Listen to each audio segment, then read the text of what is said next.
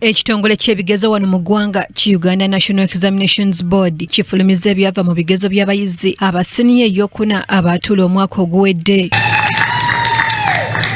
Bino UNEB ebifulumirizza mu maka g'omukulembeze w'eggwanga Nakasero ng'era abakulu mu kitongole kino gye babyanjulidde minisita ow'ebyenjigiriza n'ebyemizannyo Janet Kataha Museveni. Abayizi awamu bali 43,163 abeewandiisa okutuula ebigezo bino nga kyokka abaasobola okubituula bali 42,949 okusinziira mu bifo ebituulirwamu ebifo 3,975 ku bano abayizi abaana ab'obulenzi bali 20,492 so nga abaana ab'obuwala bali 22,871. Abasibe makomera abaatuula ebigezo bino bali 52 ate abaliko obulemu bali 708 nga be basobola okutuula ebigezo bino. Abayizi kumpi bonna basobodde okuyita okusobola okweyongerayo ku mutendero gwa haya ku bitundu 99 n'obutundu 69 ku buli 100 ng'era ssaabawandiisi w'ekitongole ekya UNEB Dano Dong ategeezezza nti abayizi basinza kukola masomo ga sayansi n'ag'eddiini.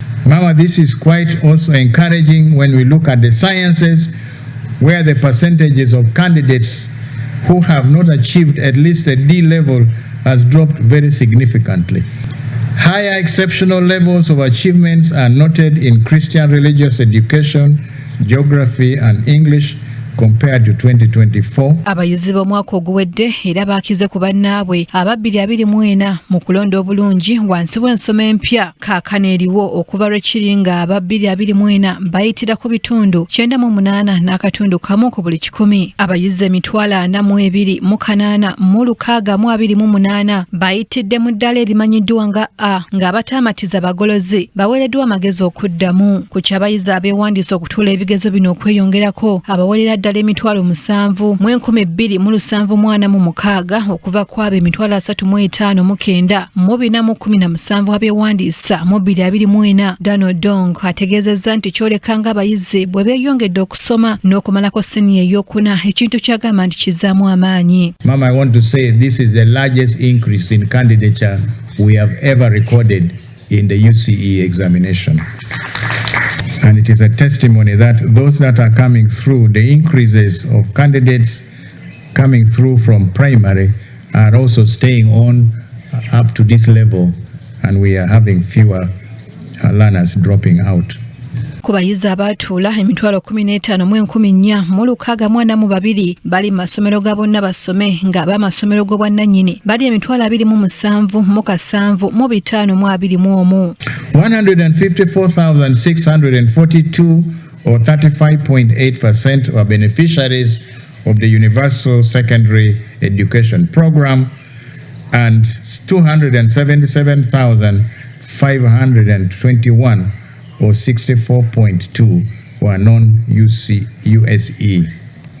Abayizi abaliko obulemu abaatuula ebigezo ku bayizi abaatuula 15,442 bali mu masomero ga bonna basome nga ab'amasomero g'obwannannyini bali 27,751. Abayizi abaliko obulemu abaatuula ebigezo bino bali 708. Mu kwanjulira minisita Janet Museveni ebyava mu bigezo bino, Dano Dong era alaze essanyu olw'omuwendo gw'abayizi abataakola bigezo by'akamalirizo okwongera okwesala ng'abeewandiisa ne batasobola kukola bigezo bya mwaka guwedde bali 2,214.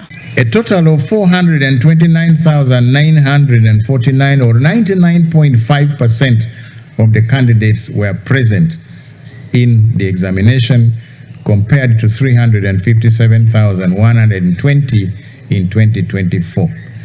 So we note that only 2,214 or 0.5% were absent.